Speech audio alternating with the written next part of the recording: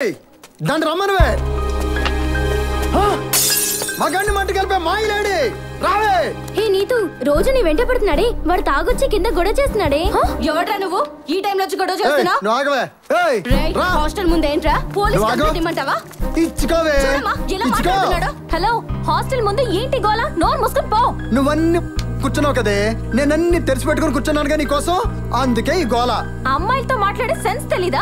అయ్య బాబోయ్, మీరమ్మాయిలేంటే మీలో ఒక్క అమ్మాయి చాలు ఆంధ్రప్రదేశ్ లో అబ్బాయిలందరినీ మట్టి కనిపించడానికి. నీలాంటి వేస్ట్ ఫెలోస్ వల్లే అమ్మాయిలందరూ అలా తయారవుతున్నారు. అబ్బా, ఏమీ తెలియని పూతరేకలు మరి, పువ్వులు తప్ప.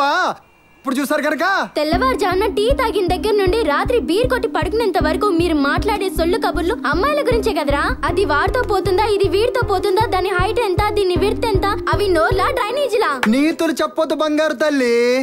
మీ టైం టేబుల్ నేను చెప్పనా? రాత్రి 10ంటికి ఓ రాంగ్ నెంబర్ ఏదో కొడతారు, తెల్లవారు 8ంటికి ఆ తింగరదవా మీకోసం బైక్ వేసుకొని వచ్చేస్తాడు. 9 గంటలకు గుడి, 10 గంటలకి చట్నీస్ లో టిఫిన్, 12 గంటలకు షాపింగ్ మాల్, 2 గంటలకి రెస్టారెంట్ లో భోజనం, 6 గంటలకి హాస్టల్ ఫీజుల కోసం అత్తి పత్తి మాటలు, 9 గంటలకి సింగిల్ చపాతి ఓ గ్లాస్ మజ్జిగ.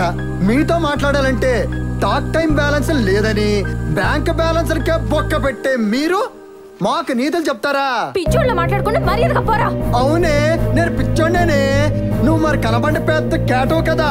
అందరు ఆడోళ్ళు పెళ్లి తర్వాత పిల్లల కంటే నువ్వు పెళ్లికి ముందే పిల్లని కన్నావు కదే.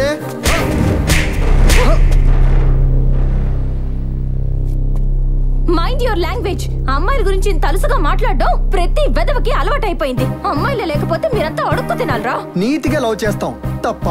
ఎవడు చేయమన్నాడు? నీకు నచ్చింది కదా అని నువ్వు వెంట పడితే నిన్ను లవ్ చేయాలరా?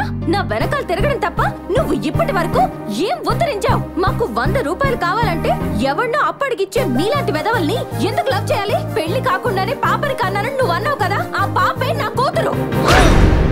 అయితే ఏంటి? పోరా.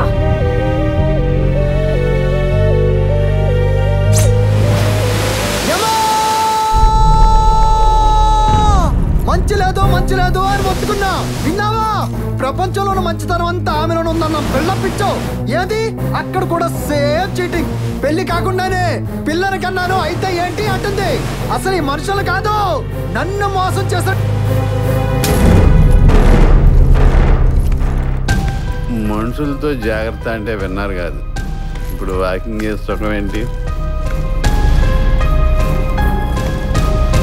విధాత నా తలరాత.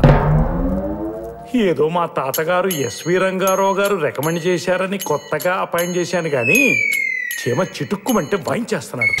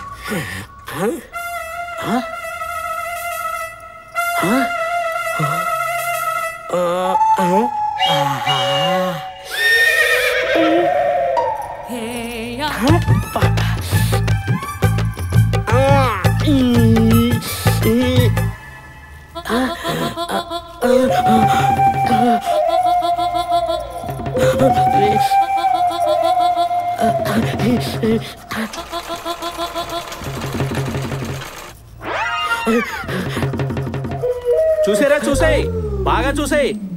నన్ను నిద్రపోనివ్వట్లేదురా నువ్వు.